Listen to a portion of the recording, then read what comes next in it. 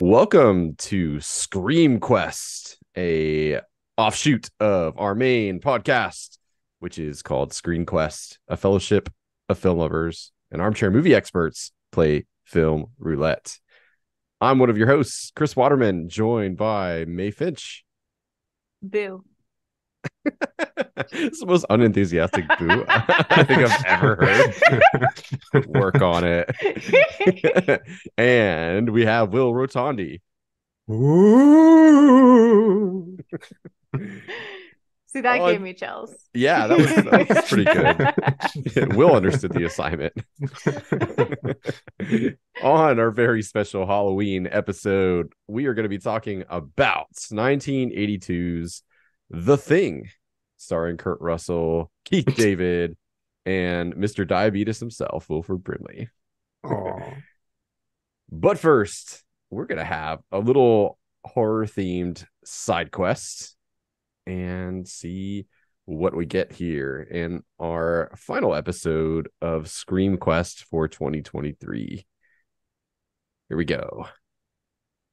Okay, so this is actually one that our guest earlier in the month did, which is That's Gonna Leave a Mark. So we're going to talk about a horror film that left a permanent impression. I would imagine probably in a scary or traumatic way. So we'll take turns. We'll go around the room. Mine is like, I think it's, I wonder how this film would have will have held up. I probably should watch it because it's been a long time, but the first time I can remember being truly terrified watching a film that was like appropriate for a younger child was the original Blob. So not the remake in the 80s, which was quite gory, but the original like 1950s Steve McQueen film, which is in the Criterion collection. So it must be good, right? Criterion doesn't put garbage in there. But I think it was kind of meant to be a little bit like goofy and funny. But the idea that you had this like substance that could get like pretty much in anywhere, because it's a goop, right? It's a slime essentially that crawls around, and that it would literally digest you by getting onto your skin, and it was impossible to get off. And then once it digested you, it got bigger and bigger and bigger. It really freaked me out as a kid. Like to the point where like I still don't like gooey slimy stuff, you know, like when I see it, like I'm not a big fan of like slime molds and stuff like that. Kind of creep me out, specifically because of that film. So yeah, I don't know if it's held up well or like what I would think of it now, but as a kid it really did scare me, particularly because like it was like your only option was to like amputate a limb. Like if it got on your hand, like you better cut it off, otherwise like you're toast. Chris, how do you feel about those like hydrating face masks that are all slimy and slippery? That stuff doesn't bother me it doesn't bother me as much, but yeah. They kind of did like as a child, it wasn't nearly as effective. They had a Goosebumps book called Monster Blood that I think was kind of like a Blob ripoff, if I remember right. It's been a while. I don't know if it was quite as grim as the film. I've never seen the remake, but I know it's very bloody. I saw a clip where some guy, like, I don't know, like what the context, I think it was like a meme or something, but a guy like reaches into his girlfriend's shirt to like grab a boob, and then like the whole tit just caves in, and there's just like the blob is like eating his hand. I'll have to see if I can put that on. So yeah, they made a very gory remake for like the 80s that I think is well regarded, believe it or not. But yeah, that original like black and white one was truly terrifying, at least for like 6-year-old me. So that's my example. Well, I can go next. I have a very lame one. Because what I was allowed to watch growing up was fairly random. I think I talked last year about like watching Stargate and like Stargate Atlantis and that freaking me out because I was very young, and that's not necessarily age appropriate. But flip side, I also got super like scared watching Hocus Pocus of all things. And I think I was older than I was when I was watching like Stargate. So I don't know. Witches that are like kind of evil, mostly just kind of hokey and creepy, or alien parasites that live in your body. Apparently, the hokey witches were scarier for young May. I don't know why, but I remember watching it with some friends and then thinking it was like the coolest thing and loving the witches. I was just like, they're so mean and terrible.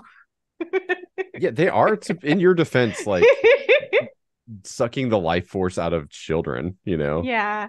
Maybe Like that's why I felt targeted as a child. And the friends showing me this were older. Still children, but they were older than me. sure. Yeah. So Yeah. yeah, I that's think my that's lame perfectly fair. answer. Yeah.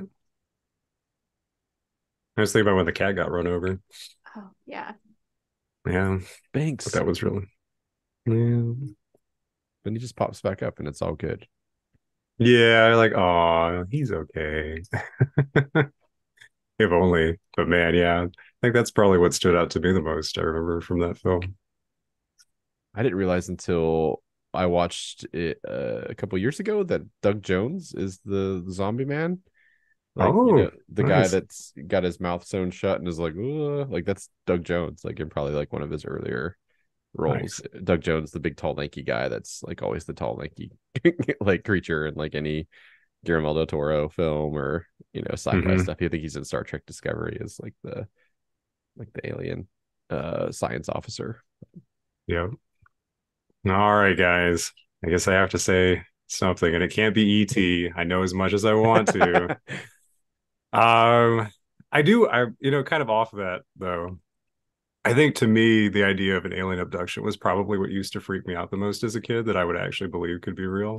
Um, and so I feel like, and this doesn't, I guess it sort of counts tangentially for film, but it's more so for TV, was watching the X-Files used to freak me out a lot as a kid. Like, especially episodes with alien abduction or like just like the stuff that you couldn't see that was making creepy noises, and then just the ambiance of the sound, like the soundtrack that they would do all the time was just like always murky and I do remember vaguely, I think there was a character who was having like an acid trip. He was on some sort of drugs, but I didn't really catch that part as a kid. Like I came into it like mid scene, and whatever was affecting him made him think that a cockroach had like started to bury itself into his arm and crawl up his arm. And that to me like freaked me out as a kid. Like I was like, what am I watching right now? So I think sort of like body horror, which kind of ties into our movie today. But like body horror, like even campy body horror back then looked real enough to me as a kid that that was like disturbing. So, So you probably love the scare beetles and the mummy, like when they're like getting under the ugh. people's skin and stuff. Yeah. Like that's one Gosh, of the man, it's a good coolest thing that movie features. was like campy enough that it sort of offset that, and the CGI was not that great. Because otherwise, yes, I agree with you. I would have been absolutely. Yeah. Yeah, I'll confess I've only seen like maybe like two full episodes of the X-Files ever. And Really? it's not because like I had any opposition to it. I don't know, like for whatever reason, like when it came on, I think there was like always some other show at that like time frame that I was probably watching. And technically I could have like taped it on VHS, like that technology, like this is like pre DVR and TiVo and shit. I just never bothered. And it's one of my regrets. Like I hope that show's held up because someday I would like to give it a try. It seems like there was a lot of practical effects, right? This is kind of pre CG, Yeah. so Oh yeah, I would imagine that like it's aged better than maybe some of those like early 2000s shows would. Um, I rewatched it in the last 2 years and really enjoyed it. I didn't make it all the way through the seasons because it does suffer a bit from being like almost canceled a few times. I think maybe actually canceled once or twice, and like you can kind of see the like writing decline in quality as it happens when it's like the really long arcs. But yeah. the Creature of the Week episodes are fantastic. Whole series. So you can find a list of those online, and I encourage you to watch those. nice. I've Yeah. ironically enough, I've seen the first film because I think there was a couple of films. It's like two or three, yeah. because I was like, oh, they're gonna answer the question or whatever, and like even then, I don't know that he got anything definitive from if memory serves. Um, so I was kind of cheating and trying to skip to the last page, so to speak, by watching the film and like, yeah, You gotta appreciate the journey. It's not about the destination. yeah, no, that's totally fair. Isn't there like a like the smoking man or something like that? Isn't there like some mysterious dude? Like I Yeah. know a lot of things Yeah. like from pop culture, but and I know obviously the dynamic between Mulder and Scully. Yeah, it's just Mhm. it's really like the substance of the show, like that Hmm. is like lost on me. I know there's some episodes that really fuck people up. It's like genuinely scary. So Yeah, and they get really dark sometimes too. Like there's the really campy kind of silly ones, and then there's ones where it's like, oh, there's this like horrible family drama unfolding in front of us, and we're just gonna chill here for an episode and then move on. um, yeah, that sounds kind of perfect for like something like this time of year. Like anyway. Well, thank you both for sharing your trauma. Will, I'm glad that we got to supplement your ET trauma with some examples of our own. Oddly enough, a lot of extraterrestrial, like in some form, whether it's blob form or alien form, like it seems to be a common thread with the a lot of the examples that have come up on this show. You know, ET. See, I oddly enough, I was always fine with that kind of thing. I think it's because even as a kid, I could remove that enough from reality. It was less scary than something that was like, I don't know, more plausible. Although also witches aren't all that plausible, so who knows why I'm not scared of aliens. But Yeah, I mean, hey, we all have our like our buttons, so to speak. yeah, So yeah, that's totally fine. pointy hats for me, apparently. The Sanderson sisters, do they ever have pointy hats? Like, I'm having a Mandela moment where, like, I know for most of it Oh, they don't, but like, do they like at some point ever have hats? Or am I just thinking of the little girl? It's a question for another day. I'll have to like Google that. Now I'd you're be making me curious. wonder too. Yeah. Well, let's get to the meat of the episode and ooh. talk about the thing. And of course, I specify this is the 1982 John Carpenter film because originally it was made in the 1950s as a film called The Thing from Another World, which had a very similar plot, but kind of differed in a lot of ways. And that, of course, was based on a sci-fi short story called Who Goes There? And I believe that's by Howard Campbell. Sorry, John W. Campbell Jr. is the novella.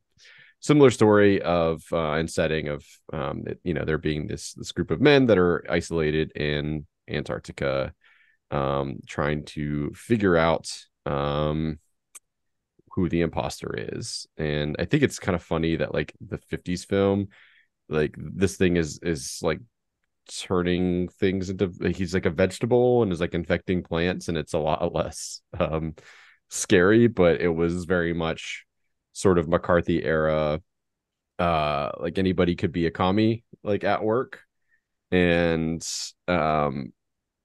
thematically works very different than this 1982 film, which is the end of the Cold War, and I think is much more cynical about how that all plays out. So we'll be talking about that, but yeah, so that's the setup. Well, I'm sure we'll talk lots about the plot, so I'm not going to summarize for this one. As always, we'll kick it off with some first impressions. And May, I'm going to start with you because first time, right? Yep, You first get the time. you get the honors. We're back. We're full circle. We're back to like really gooey horror. So that's great. I was thinking about Gremlins a little bit. Not Gremlins, Trolls a little bit Yeah, while watching this. um yeah, I was impressed by the practical effects, which is saying something.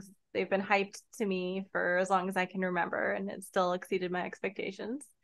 So yeah, those held up. Thought it was great, very gooey. And one thing it does in terms of like how it makes its terrifying creature that I haven't seen in a lot of places, I've seen it in like Princess Mononoke actually, is like having it just be insanely wriggly. Yeah. And it's amazing how unpleasant that is to watch. Yeah. Very wriggly and with tiny little tendrils, and it's just no, don't love that. Um so yeah, I loved how the creature was designed, the practical effects were executed. Another thing that exceeded my expectations was the kind of thriller aspect and the psychological dilemma that everyone is in. I kind of thought it was going to be more of a kind of like splatterpunk kind of thing, and there's definitely a lot more thoughts and nuance in each of these characters than I was anticipating. So that was a good surprise. Mr. Rotondi, not your first time seeing the thing, but how do you feel about the thing? Um, I've always felt that it was like gooey. Like, I like it for the story. I think it's an interesting take. I like that it is darker and gorier. I really appreciate the practical effects because even though, like, by today's standards, it feels like you're watching a B sci-fi movie. Um, like, I don't know. I'm always a sucker for something that is existing in physical space. So if you can make it look, even if it looks absolutely campy, like you could tell like just the animatronics and everything and how detailed everything was, that it's just, I don't know, I can suspend disbelief enough and become grossed out enough to like buy that a lot better. And just like the strange transformations that this creature goes through about all the things it's either mimicked before or it's trying to mimic now, like that to me, I remember watching parts of this film when I was younger and being freaked out by that, especially like when it shoots out legs and it's like this little spider head crawling across the ground, or when when it basically mimics Wilford Brimley and goes and like stabs that dude in the face with his hand and just like gets under his skin. Like that to me, like watching it now, it doesn't affect me as much, but like when I was younger and watched it, I definitely got weirded out by that stuff. So um and I just like the interaction with the characters. It's like some of them are so um very typical dudes. Like it just, I don't know, it's comical, it's obnoxious, it's an interesting sort of view about how people would react if they're stuck in this isolated location and trying to fight off something that they can't really identify.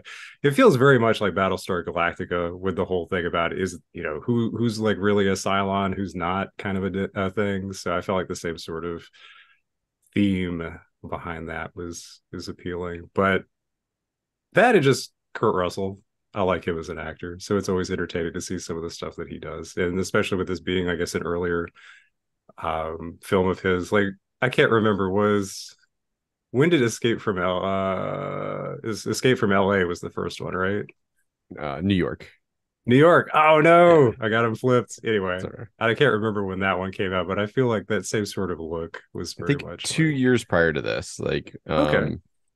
and not to go too far down a rabbit hole, but Kurt Russell actually was like a teenager star who was in a bunch of Disney movies.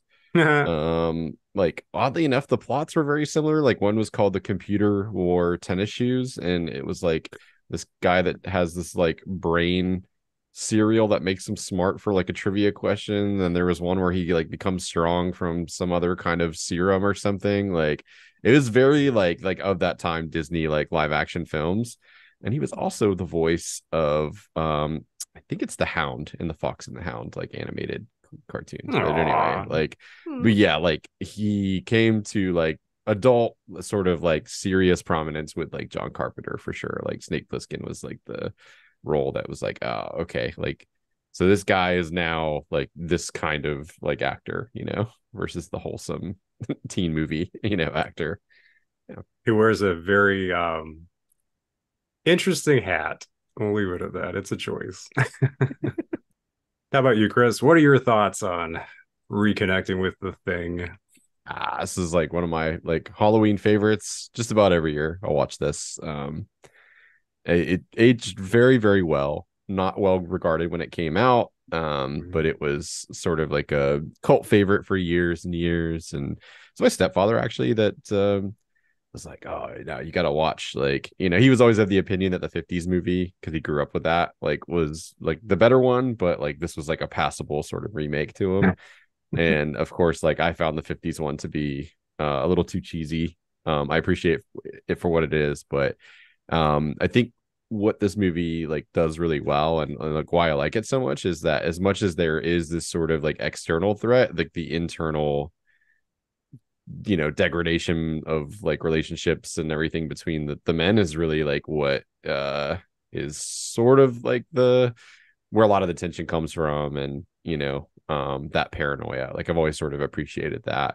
And as far as the creature design, like I love having a creature that doesn't have a defined like shape or design, really. I mean, there's some similarities from the different iterations that you see, but I've always just loved how every time you encounter it, it's like just a little bit different, and it's kind of like circumstantial for like who it's copying or what it's copying, and then like what's happening, like the big uh giant face that opens up into like a jaws and is like chomping on Mhm. somebody is very different than the dog monster that you see when it's kind of like revealed for the first time. So I really like that aspect of it.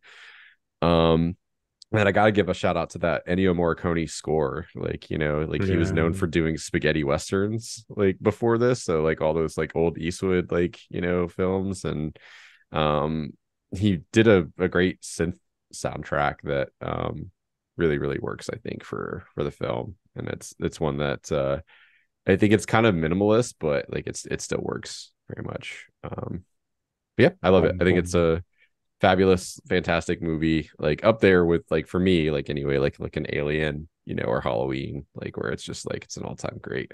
And it works as a sci-fi movie too, just as much as a horror film, which like bonus points for that, because I really gravitate towards sci-fi.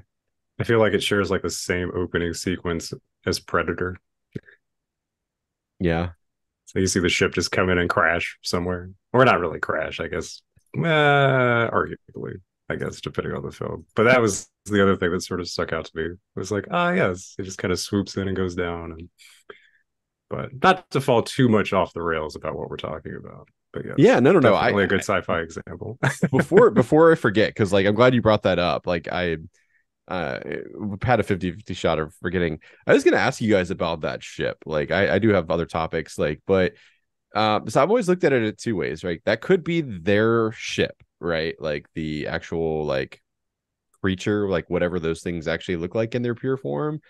Or I always read it as like it could be that they like a bit of that made it onto somebody else's ship and then like imitated something else. Hmm. And then the reason it crashes is because maybe like it's like a last ditch effort to like try to destroy it. I don't know that like you get an answer, but like what's your preferred like take on that? Like what do you think is more interesting or cool? I kind of like the idea that it's not even its ship, it's like it was a presence on it, but curious.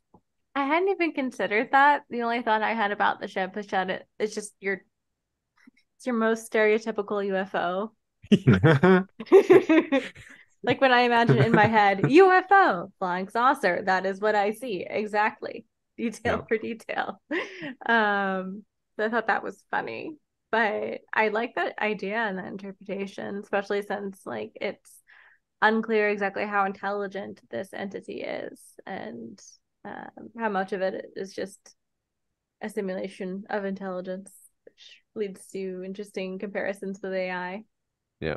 Yeah, like that's a good point. Like is it more akin to like a virus or bacteria where it's like just operating on pure instinct? Like does it have a plan, or is it just like, oh, there's some biomatter over there, like I'm gonna turn it into to me? Nom nom. Yeah. Yeah. I actually I agree. I think that is the reason why the ship crashed. Cool. I'm gonna go with that because it doesn't seem like it seems like it mimics everything, right? So when we see the small craft that it's trying to recreate from parts from the helicopter, it's kind of like a smaller version of what it came in on. But if it's like every part of it's just trying to react to survive, it's not really. I don't know. I guess I would buy the idea that it's not aware enough or intelligent enough to be able to do that without having like assimilated something else beforehand. So I like your idea, Chris, or your proposition there. Yeah, I think it makes it sort of interesting to go like, oh, like so what's the story there? With the craft, yeah, may I imagine that like conversation is like, yeah, John, so we don't have a design for the ship. Just make it you just make a UFO. It's fine. Like we're gonna see it for a few seconds in the beginning, and that's no big deal. It was the intern at the modeling company. Yeah. Um, one of my favorite, as an aside, like excuses now when I don't understand or know, like have a good answer for something, is gonna be like, I'm gonna say like the Kurt Russell line where he's like, "Because it's different than us, see? Because it's from outer space. What do you want from me?" Like, I love that. Like, he's just like, it's just such a like perfectly genuine response. It's different from us. It's from outer space. What do you want from me? Oh my god. Um, okay, so we picked this film as an example of isolation horror, which usually finds a group of protagonists, or sometimes like more rare, but like you'll have a solo protagonist that is cut off from the rest of civilization and help, and like a lot of the tension and terror comes from the fact that they have to navigate this problem or threat with no help from the outside world and usually no means of escape, right? Um, the first thing I want to talk about with this film is just sort of the setup, right? So like you get the opening shot that's like, hey, this is Antarctica. Then you have the helicopter with the dog, and it kind of does a really neat job, I think, of like setting up the space where the rest of the film is going to take place, which is this kind of nebulous, like vague research. I'm not even really sure what they're doing there, or if it really they ever cover like what their point is, other than it's like a research base. But I wanted to ask you guys, like, how did you like the setup? So from like the time that like the dog and the helicopter arrive to sort of the grim discovery of the Norwegian camp as like a grim bit of foreshadowing of what might be in store for the protagonist. How did that work for you, or not work for you? I mean, it's pretty desolate. You don't see, I mean, just by the very fact of where they are.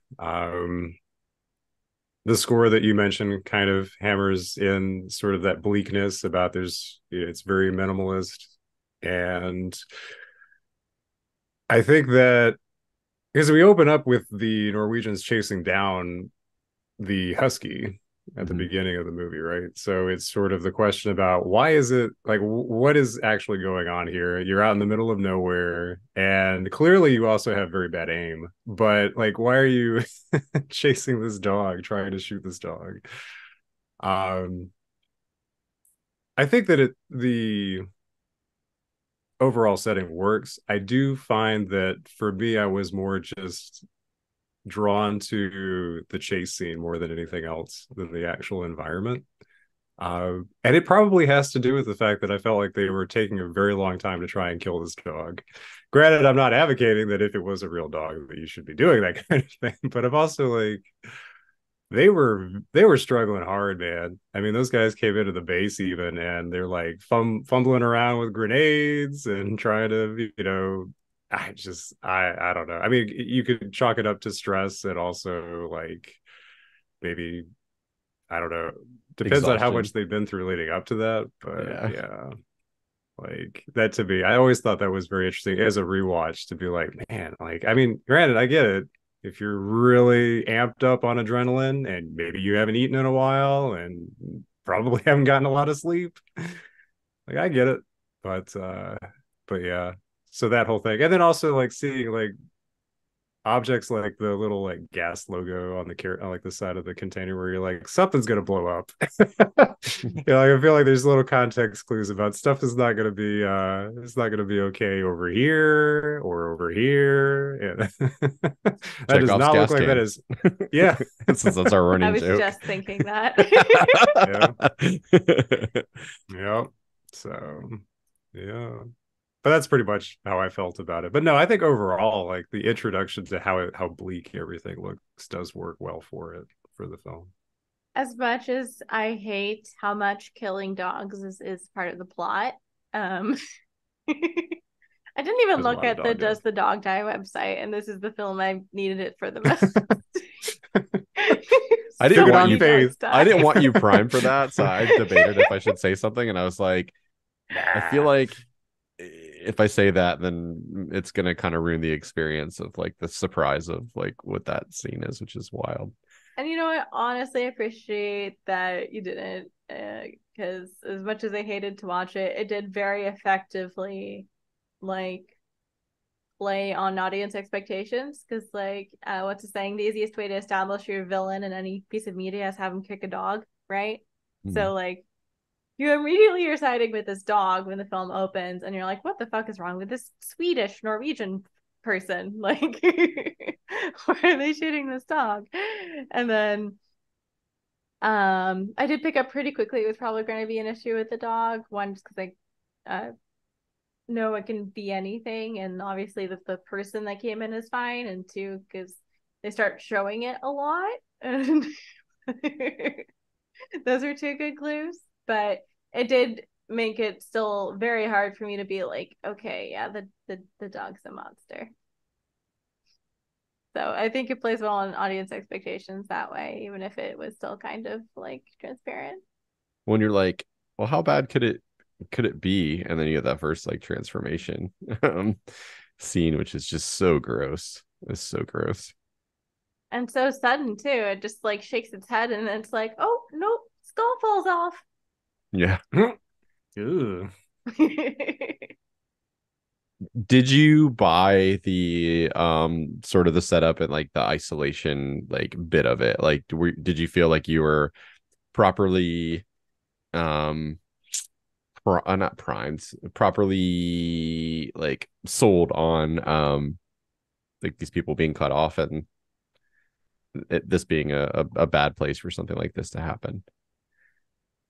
Yes. Although, and I'm not the only person to have this theory, I know, but I was kind of like, it's a bit weird they haven't had contact with anyone for 2 weeks. Like, why hasn't that been a red flag in any way? And I know there's people that speculate that maybe there are other things that have already kind of attacked most of the other like Antarctic outposts. Like that, and that's like a theory that I think I might kind of believe because like obviously like blizzards and stuff are going to interfere with your radio communications, but no one on the continent for 2 weeks, really, Windows? Yeah. He is Windows. He's the stoner guy, right? The radio guy Oh no, Yeah. thing, Windows is yeah. the guy with the glasses. Yeah, Yeah. like in the Yeah. beard, Yeah. kind of like the young Dennis Miller is what he reminds me of. Um, yeah, I think like so. There's a really shitty prequel film that like is like this is what happened in the Norwegian camp. That sounds awesome on paper, and like everyone was so excited because we're like, all right, here's a prequel that like you can nail because it has a reason to exist. Like you see the aftermath, and like you can tell us like how all these things happen that you kind of see around the camp, and like they completely biffed the execution of it, unfortunately. um I seem to recall there being like in like the Norwegians are a great example of the helicopter, like bits and pieces of that where like people are not accounted for and there's like some weird like absences and stuff like that. um so I could see that, and I think that's kind of a cool theory for sure. The other part of me is like I think they try to do a lot in the beginning of the film in general to like tell you like under good circumstances like the elements are a big factor. So talking about the safety of the helicopter and some of the other stuff that you see around the base, yeah, like to kind of establish that like it's a harsh environment. In a lot of ways, this is kind of the perfect place for that to happen too, because like if that had like landed in like a populated city area, as Wilford Brimley points out, like it be like this exponential crisis very quickly. So bad for those guys, good for the rest of the planet, I guess, like in terms of the story unfolding somewhere. But of course, I think like from a production standpoint, in a very similar way to the Nostromo and Alien, it allows you to have this minimalist approach where you as the audience get to know the layout of that base very quickly just by kind of seeing very few sets and like getting a sense of like where things are, which yeah, makes like there be some familiarity, I think, like in the film. Um, and then also like you realize like there's nowhere to go. Like you can't just like run out the front door like you could if you were like in a cabin in the woods or something like that. Like you're pretty much isolated once that left blizzard starts, which is not a good spot to be in when you got like a shape shifting alien that's trying to digest you. So yeah. Um, so I wanted to talk a little bit about the cast of characters who, again, similar to Alien, like kind of all go by their last names. Mhm. I'm curious if they did that for similar reasons, or if they were just kind of emulating like Alien. So the original Alien, like all the characters are just last names because they wanted the genders to be interswappable. And like this is a cast of all men, like in this film, like there are no women. So I don't know if that was like a casting choice, and it was just sort of a nod to Alien or what. But yeah, what did you think of the crew of this research base? And did you have like a favorite character? I mean, I feel like McCready is kind of like the obvious, choice, but like you could still pick him if you want to be boring. So I'm kidding.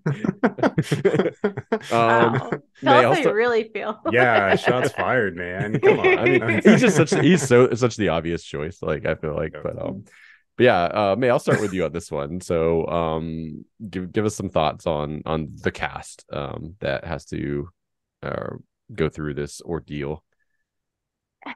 It's hard because I didn't like a lot of the characters. I like Windows and Nulls. Mostly just because they were sweet guys that seemed to like not really belong there. It was like, you poor thing. But yeah, I'd have to say Clark, just because like, yeah, I'd be pissed about the dogs too. And I would also not necessarily trust McCready. I don't think I'd like take out a knife to stab him, but I think it's wrong that he got killed the way he got killed. You don't see much of a reaction from McCready when he finds out that Clark wasn't even infected, that he just had temper, and that's a little sad.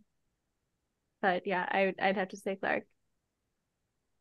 Yeah, it's a good choice. I think he's somewhat justified. You put yourself in his shoes, right? They found a scrap of McCready's clothes, and McCready's come back in, his beard frozen over, and he's got like a flamethrower and a giant wad of dynamite, and he's threatening to blow up the entire camp. Like if people don't do exactly what he wants them to do. Not exactly the best negotiating platform. I mean, I suppose it's effective in that, like, if he's going to make good on that threat, like that's pretty bad. But in terms of like wanting to be reasonable, like you're just a bystander in that camp, you probably would feel, depending on your personality type, like that fight or flight response, and might be inclined to want to try to like take that person out. Yeah. So I think he's kind of justified in like being like, this dude's crazy, like I don't know what's going on, like he doesn't want to listen to reason or like talk. um so I think, yeah, Clark's a good choice, and they make him sympathetic, I think, as being sort of the dog handler, right? And you see him like run to go check on the dogs that have like been destroyed like later, and he has like a very emotional reaction to that. So yeah. Will, give us your take on the I keep wanting to say the crew, but like they're not really on a ship, so I don't know, like The our team. cast, the team, there you Yeah. go.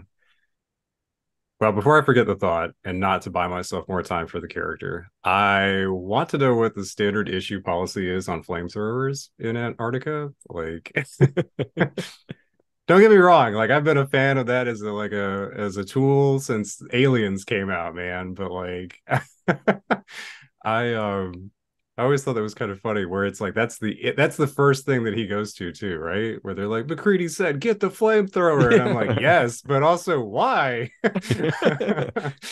I mean, McCready seems like he would have loved Aliens, so. It's true. He knows. It's not his. He knows. He knows about outer space, right? That's what he said. Um,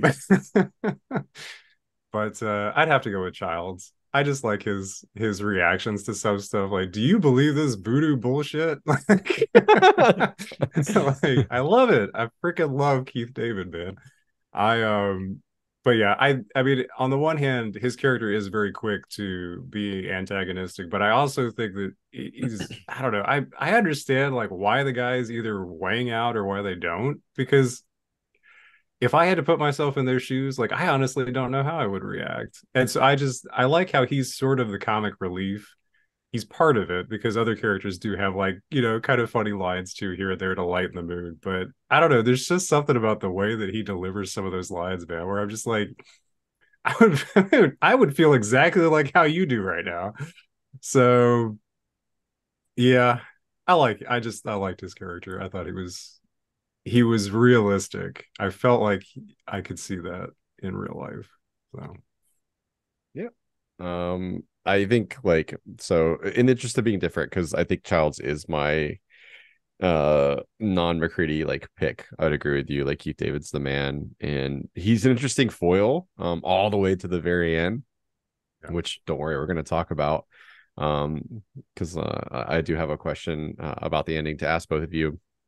But in the interest of just picking someone different, I've always liked Bennings, and every time like I get to the point where like they find his like burned body because he's sacrificed Yeah. himself, I'm always a little disappointed because I'm like, I feel like that actor does a great job, and I just appreciate how much that guy gets to do in a pretty short period of time. Like the fact that he brings the journals from am I blanking on what's Wilford Brimley's name in this? Blair.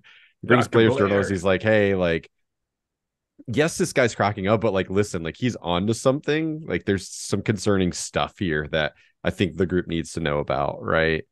Um, and like, I don't know, he seems like he would have been really helpful, which is probably why he was taken out, like he's a very reasonable guy. Um, was it Benning? No, Bennings is the guy with the beard. Who's the guy with the glasses? Bennings is the redhead guy that like right that has like the little like Mm, hand bit where they roast him in Yeah. the snow. So Fuchs, mhm. is Yes. it Fuchs. Fuchs? Yeah. Okay. Nice. Okay, yeah. Yeah. Yeah. So I love this guy so much I didn't even know his name. He's also one of the ones that I like. There's still like some mystery around his death too, which is interesting, and I hope we will talk about. Yeah, we can jump into it. Like, in terms of like him specifically, or you want to talk about some of the more like because I think one of the things that this film does, and it almost has to do really to work for what the conceit is like you have on-screen deaths, right? Which you got to satisfy like the bloodlust of the audience for this horror film, but you have a few that are off-screen as well to kind of keep the mystery going, right? Like I Mhm. think the suspense plummets to nothing if you like it's just you're constantly seeing who's the thing and like how everyone dies. So yeah, go ahead. Like let's talk about Fuchs's death. What do you think Yeah. happened there? No, I agree with that totally, but I was expecting to kind of have it figured out by the end of the film. And granted, I watched this recently and haven't had too much time to think about it. So maybe I'm just not putting my critical thinking cap on. But yeah, I still don't have a piece together how Fuchs died exactly. I did think that McCready's explanation of like, oh, maybe he committed suicide via flamethrower to be kind of sketchy. Because that's easy to do, right? Yeah. We had a Just like flare. turn the He's thing walking around with around. a flare, but Yeah. even still, like you can't just like hold a flare to like your North Face jacket and No. then just like You I mean need I don't know some, maybe yeah. they're really combustible. I don't know, but like yeah. Um, So yeah, did I, you guys have a theory? the only thing that I can think of like logically is like they do have all those drums of fuel. Is like maybe they just did a bad job of explaining. Like maybe he like doused himself in like the fuel and killed himself like like he was maybe confronted by that thing, gave it a little squirt of some goo, and like he was just like nope, I'm burning my I don't want to be like part of like this thing's master plan. But I don't know, like it didn't does the thing ever kill somebody in a way that like is not being imitated in the film that we see? Like I know it munches on some people and stuff, but like to defend itself, but like presumably like when it's alone, like it like that's like the goal, right? Hmm. The dogs. even that, like it's digesting the originals like down Yeah. to like copy them essentially. True. Yeah, I don't know. Like I would agree with you that like it's not the best execution in terms of like really telling that like story completely of like what exactly did happen to Fuchs. Um, I think it works in like that. Oh, it's like a mysterious off-screen death, and like clearly like somebody's not who they say they are. Mhm. But yeah, I think like there is a little bit of a plot hole there in terms of just like not being really clear of how that happens. Like that, like even like I still like I've seen this movie a dozen times. I have to like really do like the magic eye, like you know, like thing where, to look to be like, where is he in this? Like, it just kind of looks Mhm. like charcoal briquettes on the ground, like a little bit. Like, and I think it's because like, oh, they want to make it realistic where some of the snow is like covered his body and stuff. But I don't really have a great answer for you. I'm sorry. It's okay. I'm just wondering about your theories. Will, do you have one? I don't, because mostly I wonder about how no one would see or hear anything if that's what happened to him. Especially Yeah. because you see and hear so much else that goes on around the base because it is so confined that it seems almost surprising that it's like this. How did that not happen? And then I always thought it was funny how Fuchs like wants to just tell McCready in private about what he's found when it's like, no, you should probably just say that out loud right now so everybody can hear you. So you're not just like, oh, let me just tell this one guy we're gonna go hide out in the helicopter and something might happen and does while we're away, and then oh well, shit. Yeah. So yeah, that to me, I always found that to be a little. I mean, for the sake of the plot, I get it, but I always used to think like, no, man, just like blurt it out, like don't hold anything back.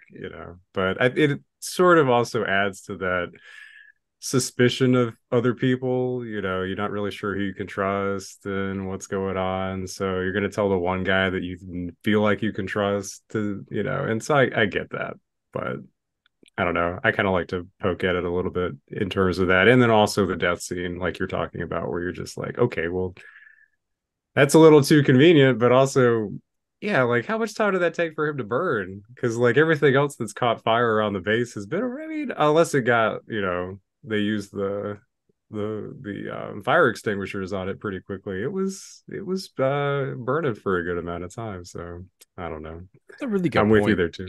It would not be a quiet death if you were burning yourself to death. Like, I don't care Yeah. how tough you are. I feel like there'd be at least some screaming, ouchie, maybe. Like, oh man. Yeah. My farthest out there theory is that Ukes was a thing that someone else ran into and burned Maybe Fuchs. ashamed that like they did it and just didn't want to like, Yeah, I didn't want to like fess up. or maybe somebody thought he was the thing and then burned him and then realized, oh shit, he's not.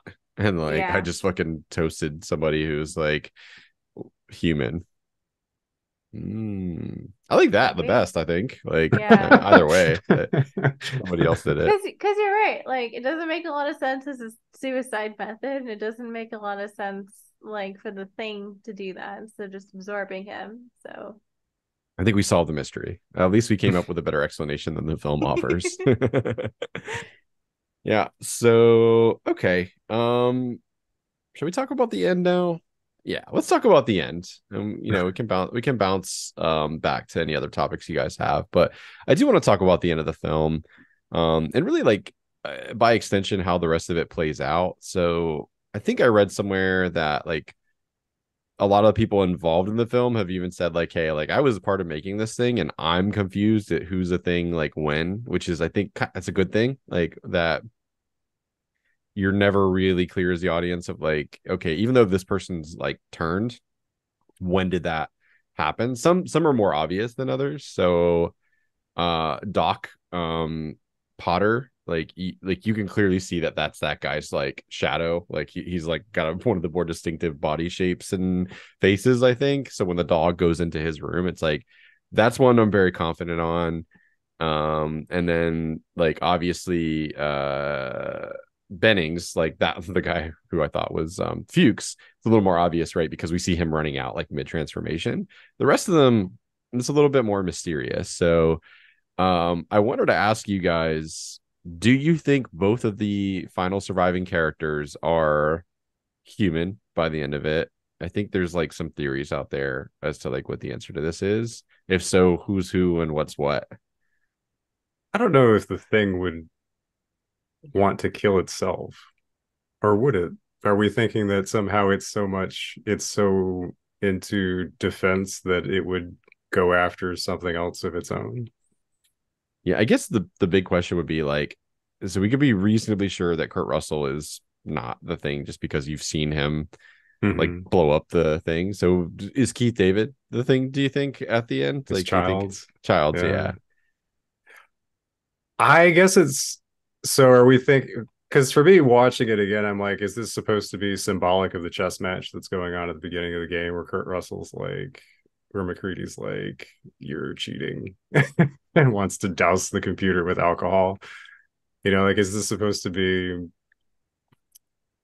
the he thinks that maybe he's won, or it's just gonna be a stalemate, or how it's going to turn out. Because I don't know, rewatching it, that's sort of how I took it, was that the chess match was supposed to be like a little bit of foreshadowing there with him dealing with it by the end. Like instead of So, dealing with the problem properly, like he blows everything up and results in him mm-hmm. losing. Yeah. Or at least it's a stalemate, so nobody wins. So they're both screwed either way. So I don't know. Like I could see it going either way, but I feel like if that's my reference point, then I kind of want to say the Childs is the thing.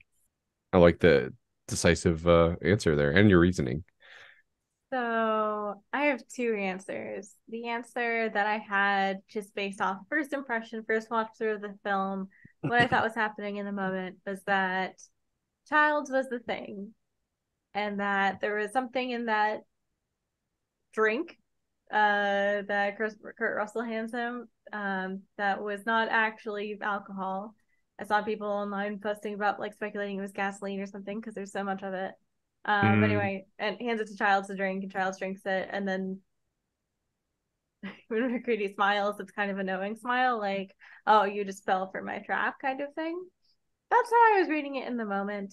Um, Especially because like Childs does like seem a bit off that whole conversation. Like he seems oddly calm for the first time in the whole movie.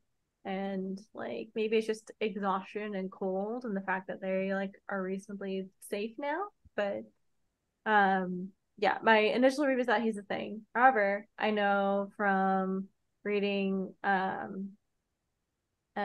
like some articles about like what Carpenter was intending, that I think the intention was that neither were the thing, or at least that's how they were instructed to act. Yeah. mm, Which is kind of the perfect if like one of them is the thing because it's supposed to be a Yeah. perfect copy.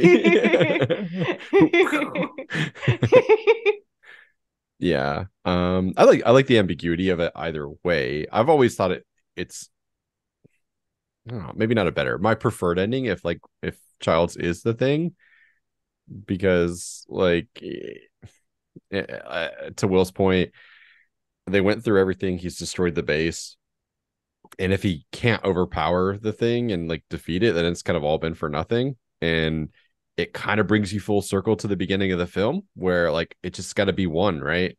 So like if it goes into hibernation again and like somebody else finds their camp, like here we are back to sort of to square one where like nobody's been able to beat it, and I kind of like that.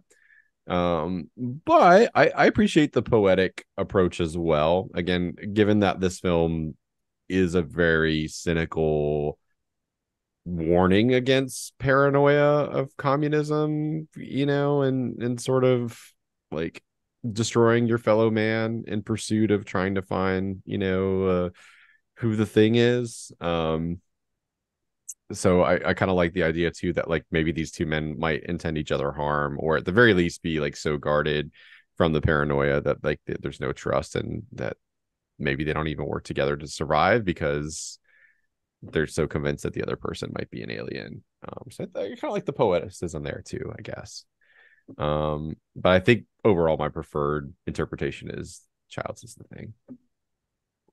I also feel like the terror of the thing, to me at least, is like, yeah, I can take all these gross shapes and like shapeshift into people, but the real terror to me is just that like a single cell could survive and that cell could take over the world. So I think that even if Child isn't the thing, the likelihood they have truly destroyed every cell of it is very low. So I like the film at least giving a nod to the fact that this is not the end. Mm. It's kind of grim, like that line of like, the fire's not going to last long. And like maybe we should just sit by the fire a while and see what happens. It's just kind of like either way, they're dead, really. Thing, not the thing. Um, like that's the end of the road. At least his J&B made it through. I posted on my Instagram story that like McCready's bottle of J&B has got to be like a top 5 like horror film survivor of all time. It makes it all the way through the film, which is pretty impressive considering what they go through. He babies that thing. Yeah, certainly does. I mean, I don't imagine under the best of circumstances there's much to do in that camp, especially if you're the pilot. It's like got to go somewhere great. If not, like I mean, I'm sure like there's like maybe like a little chore chart or something like what we do in the shadows. But like aside from that, like I mean, you have a cook like that's there for that purpose and so on and so forth. So a lot of downtime. So having some J&B at your side, probably not a bad idea. That's all I had really for like established topics. If you guys have anything that you want to talk like last minute or bring up or discuss, as always, we'll kind of open the door for anything that you liked or wanted to talk through. This movie's got a lot going on, so For me, it's just like, again, I have so many questions about like what actually was going on that I will absolutely be rewatching this. But do you guys know or have theories on like what happened with the blood? Because like that's something I was confused on, like plot point wise, but also just kind of confused because that's the most forward planning, conniving, intelligent thing you see the thing do in the whole movie to yeah. me. I just always kind of assumed that the thing probably lifted the key. Like I know that oh man, I don't know why. Gary, like right, is that his name? Gary? Mm-hmm. Yes, like he's the only one that supposedly has the key. The doc makes a comment like he's the only one that has access. So I don't know if that means like he also had a key or like he's the only one that's supposed to go in there. But yeah, like I think like at that point in the film, there's probably some questions on who's the thing and who's human, but there's some people that we know are definitely human, right? At that point, the doc being one of them. And Gary. And Gary, yeah. Clark. So yeah, I always kind of assumed that like um it was one of the people that was the thing like got in there and like because it can kind of slime and goop, like would it need the key? Like is it just like did it ooze into there and like sever the bag somehow? Like I don't know. And then relock it. Yeah. Yeah, I'm not sure. But yeah, like it is kind of like it's a cool touch because as you said, like it shows like definitely some pre-planning and intelligence, I think, that you don't get a lot of glimpses of. Which makes it all the more scary. Had to have been Wilford Brimley. Had to have been Dr. Blair. He's the only one who's destroying shit everywhere in that base. True. Maybe for him, it's like, I don't want them consuming our blood. I don't know. Although he is the thing at that point, right? It's unclear. It's unclear. There's so many questions. Okay. Because you can interpret. I think like at least the parts where he's chopping up the helicopter and stuff, you got to assume he's probably human because like that's him trying to cut off routes of escape for the monster, or it could be he's cutting off routes of escape for the people. But I don't know. You would think the monster would want to be able to like get out. maybe he just got thirsty, and like in his crazy state, it was just like I need to be pure. This is a Capri Sun, right? Yeah. Like, oh, Capri Sun. Mm, nice. Um, yeah. And by the way, this movie like is like better and better and better. Like with like each viewing is one of those movies that just like the more you watch it, the more you kind of like you're on the lookout for stuff and attempting to like pinpoint things. Like it's a really fun exercise to try to like establish like when you think somebody's been turned, and watching how they interact in scenes when you know that they Mm, are like definitively is also very fun. Oh yeah. Like the little that what's his name? Um Palmer? Palmer gives like right before they do the blood test. It's like he the thing's like, well, the I guess the like they got my number here in about 2 seconds, like Mm-hmm. it's just it's a great little expression that I always like appreciate. I do have to add, I liked how in the chat um, that Chris shared with us a nice little mashup of Wilford Brimley and his introduction, I guess one of his old infomercials about diabetes testing and making sure to, get your testing supplies, and the whole thing that has made him like a staple for that kind of industry. And I I would like to think in a very dark way that the thing is really just an allegory for fear about diabetes and what people think will happen to them if they get infected with it. Oh no. So, no, I kid. And also, R.I.P. Wilford Brimley. Like that guy is. I mean, for what he was talking about, like all to him and good for him. I mean, not just because of the fact that he had to deal with it, but I don't know. I think there's something very admirable about like because of I mean, I don't know, for the people of my generation, like growing up and always hearing about that, like yeah, we joke about it a lot, but like nobody else was talking about it, so good for him for being the one to be the spokesperson. So Yeah. Yeah, yeah. for sure. And reminder, like as a weird sort of like um tangential relationship to this film, he was in a much gentler, nicer extraterrestrial film a few years later, Cocoon. If you guys ever saw that. Yeah. Oh man, I had totally forgot about Cocoon. Yeah. Aw. It's quite a sweet film. So it's Yeah. a group of like old folks like in an old folks home who find these alien cocoons. They're in the bottom of the swimming pool, right? It's been a long time since Yeah. I've seen that. Oh. And essentially it rejuvenates them. And like they like,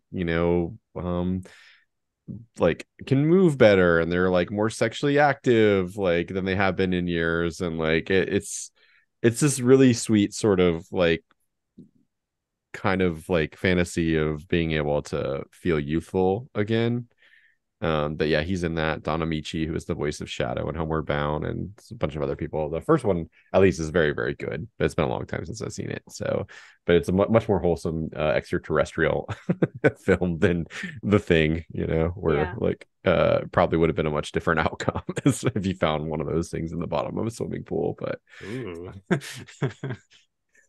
well, yeah, let's transition if anybody doesn't have anything else. And all right, we're going to play a round of movie 20 questions.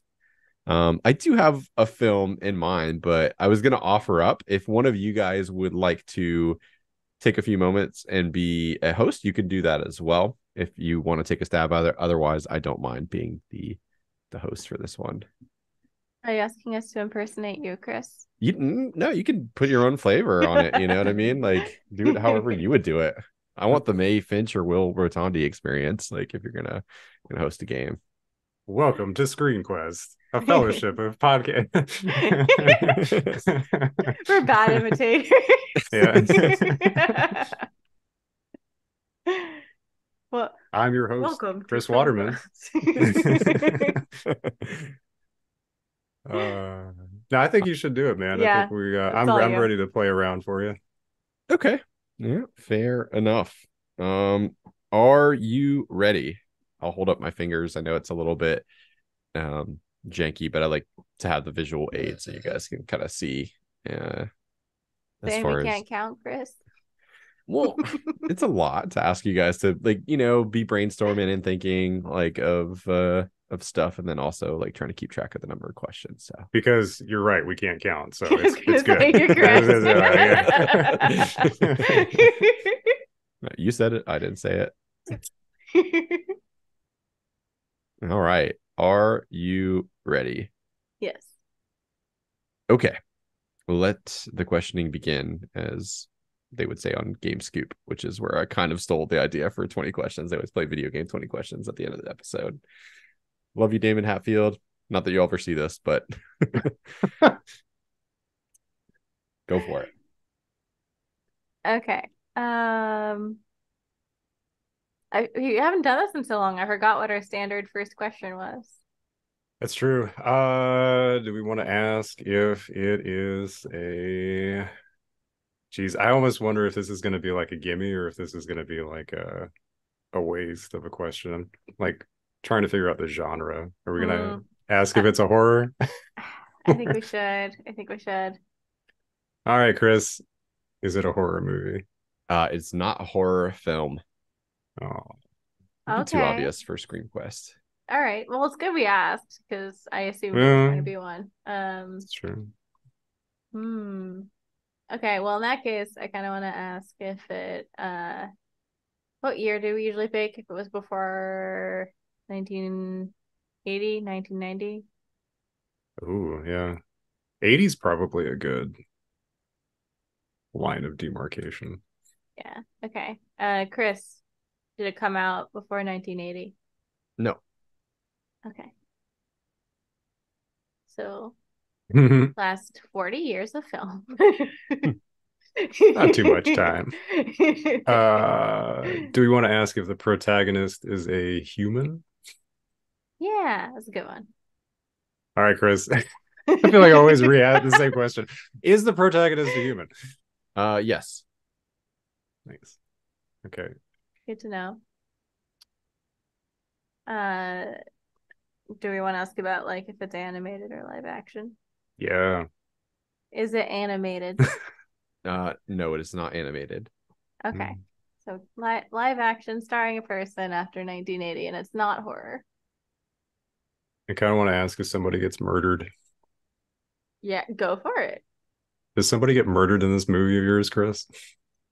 I'm trying to. Somebody I'm trying to think, dies. Yeah, I'm trying to think if that does technically it's happen. death. There's death in there. I'm gonna say no, or if it like it would be an incidental thing, like it is not a main plot point. Oh, I can't say with Accidental confidence. murder. I can't say with confidence, but Okay, interesting. That was a good question, Will. We got him on his toes. I've got like a good chunk of information. It may not be, but something does happen to somebody. I kind of want to ask if there is romance. Is there the stereotypical shoehorned romance of Hollywood? No. Is is romance a major part of the plot? Maybe does that sound like yeah? Yeah. Is Is romance a major part of the plot? not a major part of the plot. Okay. Okay, so it's there, but Incidental tangential. romance, incidental Incidental potential death. murder. Yeah. I kind of want to go back and ask another genre question, but I don't know if that would help or not. I think so. If I ask if it's a comedy, Do it. Is it a comedy, Chris? Yes. All right. Oh, that actually tells us a lot. Also, that it's not a rom-com. Yeah. Jeez, 40 years of comedy. I know. I know. I kind of want to ask if the protagonist is a woman. Yes, go for it. Is the protagonist a woman? No. Okay. I kind of want to ask if they go on a trip of some kind, like, I don't know, somewhere beyond like their normal like area, like if they're going on a journey.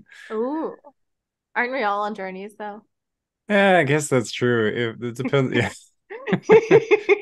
Chris is like, from a certain perspective, I think tangentially they went on a journey to self-discover themselves. Incidentally. Yeah. uh Death may have been involved. Somebody was getting some, but it was on the side. It wasn't the main point of the film.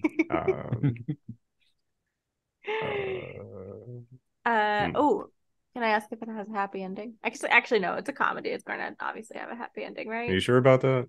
Well, Are you positive? no. Comedies are also supposed to end in a wedding, and apparently that's not a major plot point. So That's what Shakespeare, right? So yeah. yeah. All I can say is, Chris, have fun editing this part of the podcast Oh, when it it's comes easy. around. I just look for like where the silence ends and just go. Shunk. Yeah, that's good. That's good. Oh, I know. We should ask questions that are like, does it share cast with this other film? Oh, so is it like there's a series or like yeah. Well, no, Or not like does it necessarily? are like does it share cast members? Like are the cast some of the cast are any of the cast members in this film also in film? Oh, I'm down. Yeah. Okay. Yeah. Trying to think of a good one for that. What's a movie that has like a lot of like 80s, 90s stars? What comedy has it been? Oh, geez. Oh man. Is the cast of Ghostbusters in anyone from the cast of Ghostbusters in this movie? You know, that would be what I would. Okay, let's do it. Yes. Chris, Okay, Chris, what Will said. Yeah. does anybody who show up in the movie the first one, the first Ghostbusters movie, not two, not three, not whatever. Yeah. No. Okay. All Well. right. Okay, now I kind of want to ask like Ocean's 11 or something like that. Oh, hey, there you go. Yeah. That's a pretty good. Does this film do any of the cast members of Ocean 11 appear in this film? That's a huge cast. I don't believe so though. Unless it's You like should have gone the higher. quickest You of should have gone like the whole cameos. Like series. I doubt Yeah. it. I doubt it. That's 10. By the way, that's 10. Okay. Are we getting anywhere? I kind of want to. Oh, Oh, yeah, go ahead. no, I'm not gonna give you a clue. What was I thinking? No, I'm not gonna weigh in on No, this. it's fine. It's the midway point, you know. Yeah. And it's not. It doesn't have to be a clue. It could be like tangentially. You might infer that based on the knowledge of the movie. That.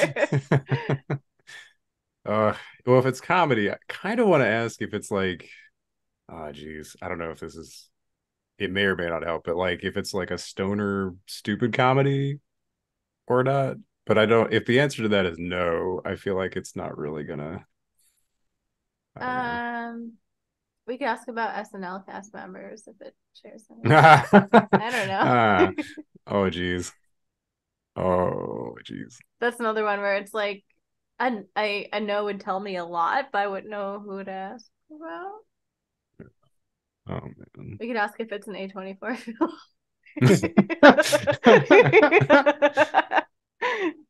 Those are largely not comedies. Talk to Me wasn't supposed to be like a horror comedy? What? Oh God. Comedy. Do you want to just throw out actor names? Like we could ask if Jack Black is in it, or I'd be okay with that. Yeah, is Jack Black in this film? No, he's not. Okay. Just start naming off people with the last clues that we've got. I don't know why, but I feel like it's actually harder to try and pinpoint a comedy than it is to, like any other film we've talked about. Weirdly enough, like I feel like comedies are just very hard to peg. If I were you, I would I'd steer away from cast for a little bit and see if you can figure out some other like plot. Yeah, aspects. That's just a piece of advice. Okay.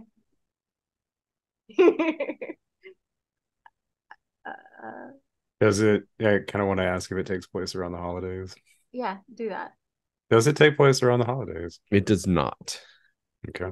I don't ask if it's like a dark comedy. Yeah. Yeah. Neat. Is it a dark comedy? I think Tangentially. there's elements to it. I wouldn't classify this as a dark comedy in the way, like, say something like Death Becomes Her. I'll give away, yes, it's not Death Becomes Her. Okay. Is I think there's elements of dark comedy in it for sure, though. Hmm. I don't. I I kind think of want to ask if it's like a movie that Chris knows that we have seen, but that's probably not gonna. um Hmm. What back to your else? earlier thought on like a trip or a journey, a lot of Yeah. comedies are road trips. You can ask about that. Do you want me to use the word specifically road trip? You don't have to. I was just thinking as a way to like make it more Yeah. specific. Yeah. All right. I'll do it. Chris, do our characters go on a road trip? Yes. I Mhm. So I'm not throwing this out as a question, and I'm not throwing this out as an answer, but I would very much think it would be funny if this turned out to be like National Lampoon's European Vacation. that'd be But it could funny. also be National Lampoon's something else. Yeah. Or it could be like a Mr. Bean movie or I would actually prefer that. Yeah, I would hope it would be Mr. Bean. Although I don't think it's Mr. Bean because I don't think Mr. Bean has any dark elements. Dark comedy, yeah. That is true, yeah. Yeah. Yeah. They go on a road trip. I suggested this and then did not have a ton of follow-ups. No, it's not around the holidays, so we can rule out some stuff. Um, but then again, it could be Little Miss Sunshine. So I mean, like, Yeah. Do we want to ask if any of the main characters are kids? Would that help? yes, yes, we do. Okay. Are any of the main characters kids? No, No. they're Okay. not. Yeah, that's Yeah, 15. Little Miss Sunshine is out. Yeah. No families. Chris is like the movie I was thinking of was Logan. There's a child as the main character there. Yeah, People that's definitely get true. murdered in Logan. Yeah, dark comedy, right? Yeah. Yeah. Well, it's a comedy that's like kind of dark, but not really, apparently. Yeah, It's a I depending think on the he's talking it's a about. story. Twilight comedy. Yeah. Um, Um, I promise I'll qualify my responses to some of the more vague ones okay. when we have the reveal, or you guess it correctly. Yeah, we're not guessing this correctly, and you know that. You guys historically do really well in the last few questions. it's right. So We you pull it got four more off. questions and a guess. So like I Yeah. think you could get there, like genuinely. Uh, can we get a recap?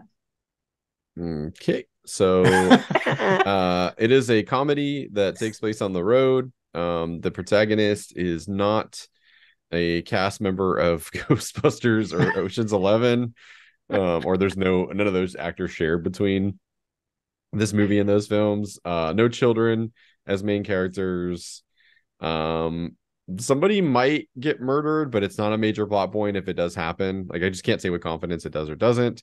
Romance is not a major plot of the film, and I'm trying to think what else you guys. It's post 1980, and it's obviously a comedy with some Yeah. darker elements, but like not would not classify it as a dark comedy.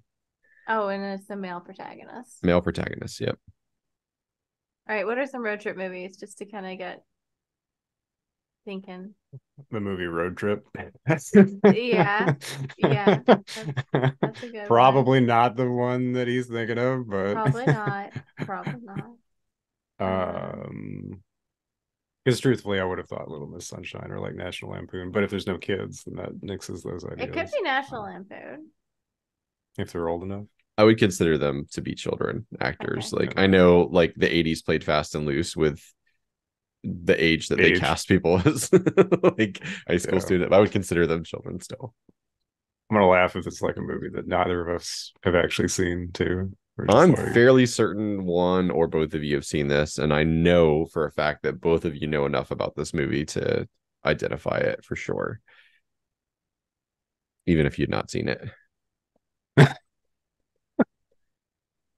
now I kind of want it since we're losing Yeah, four more questions. questions and a guess. Like, I kind of feel like maybe we should narrow the years a little bit more. Yeah. Yeah. I You don't want to see? I feel like I really like there's a key plot point that would probably help. And Yeah. I want to know what the conflict is, but I don't know how to make that a yes or no question. Uh, Like what's the impetus of the what's driving the road trip? yeah, yeah. It sounds I like would we're gonna say, kick ourselves when we find out. I I'm would sorry, say, Chris. like, What's up? instead of trying to focus on like guessing it, like Hmm. use the information that you have now, to try to like narrow in the scope a little bit, and I think that'll help you Hmm. like don't fall into the trap of like trying to feel like you have to like come up with like what movie it could be now. Like I think you got four questions and a guess. Like try to narrow the beam a little bit more. Gonna I don't know why I have this gut feeling it's a 2010s movie. Okay. Should I ask that? Sure. Okay. This movie come out in the 2010s. Double checking, but I don't believe so. No. Okay, but it's close. Haha. Hmm. Over under.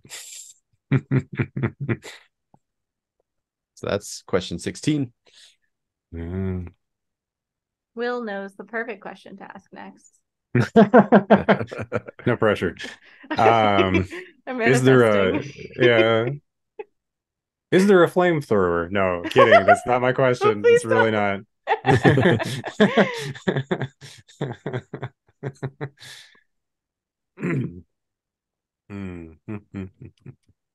I liked your idea about trying to figure out like what the purpose was of why they're Mhm. going on the trip, but how to ask that in a way that actually sort of gives us the information that we need rather than just trying to ask like something, even something specific seems almost difficult to try and pin down. But for a comedy, man.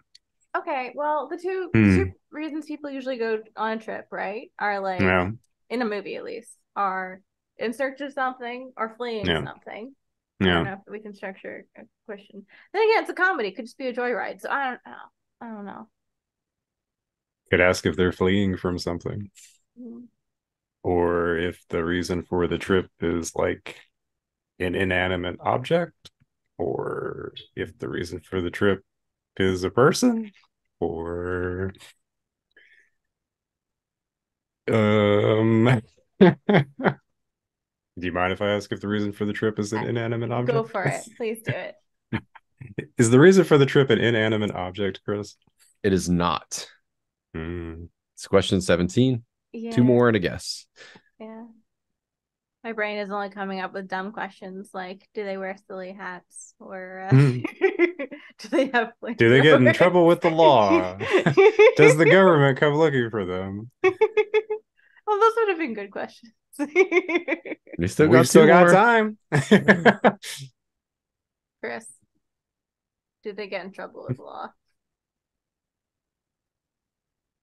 Let me check my notes.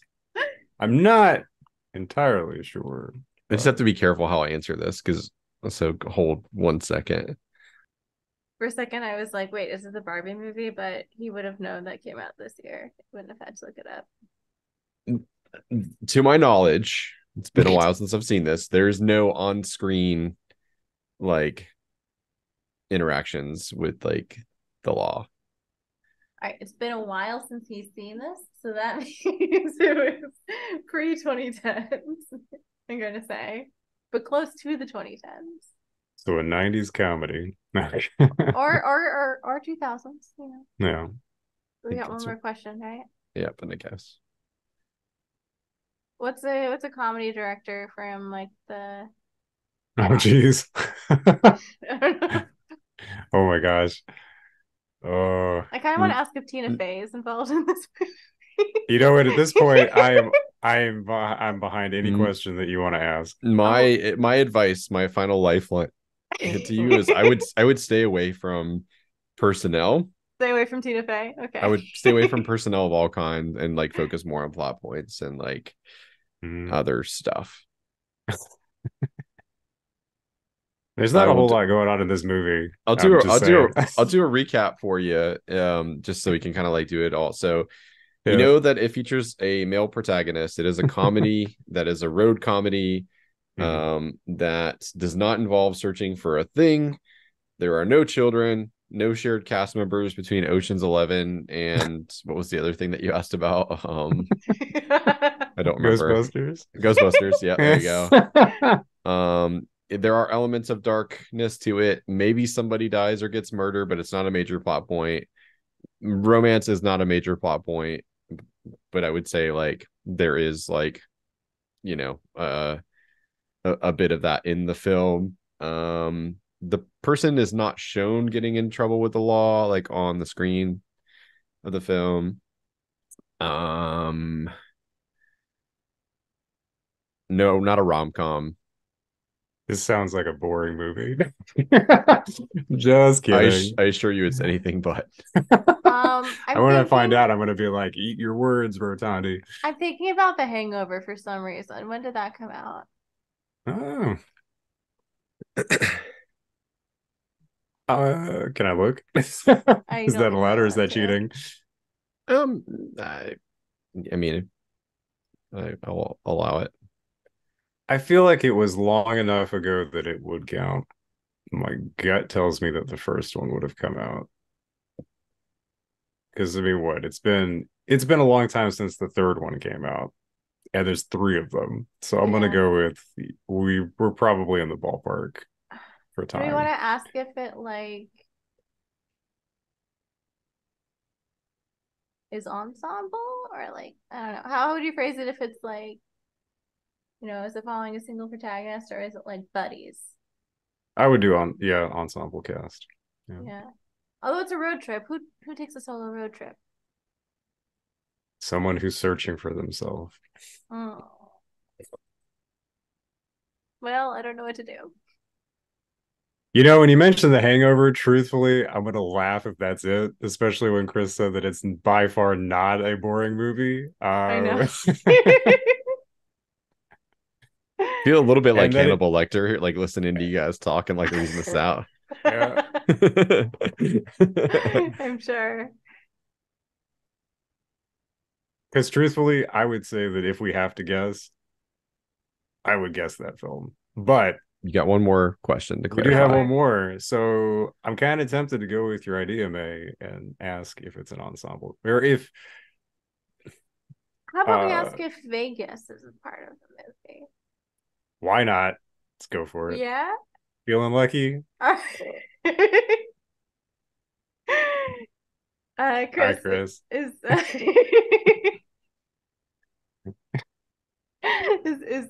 Vegas part of the movie? It's not. Son of a bitch. Well, at least we dodged that bullet with The Hangover. Yeah. No. All right. No. You have enough to guess the film, I think. No, we don't. Is it Marley? If you make some assumptions, you could potentially get it here. But I need a guess. You need to know. I know you do. I'm just trying to think of like aughts comedies. Anchorman, right? That came out then. Yeah. That doesn't have a road trip though. Yeah. I wouldn't consider Anchorman to be a road trip movie. No.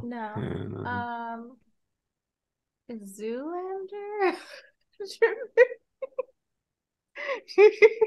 If it's Zoolander, I will love you for it, Chris. Because that film is amazing. However,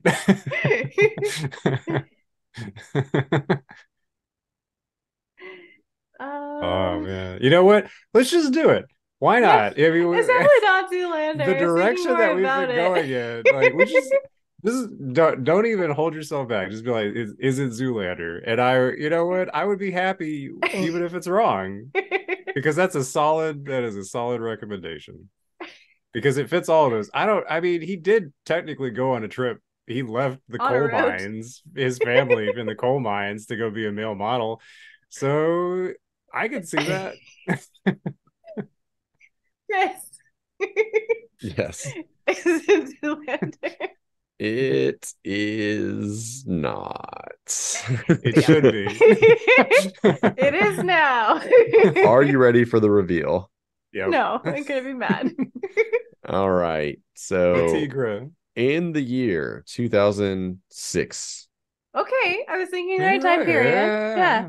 Larry Charles, famously of Seinfeld writer fame, directed a mockumentary starring Sacha Baron Cohen Oh, this is Borat. about Borat No. Sagdiyev, who goes on a road trip in search of himself. He did, yeah. And So, although he had many confrontations with the law off camera, I do not believe there's depicted anything. I think somebody gets eaten by a bear or something like at some point in this movie. So that's why I was like, yeah. He does reconnect with the sex worker as part of a romantic plot at the end and takes her back to Kazakhstan.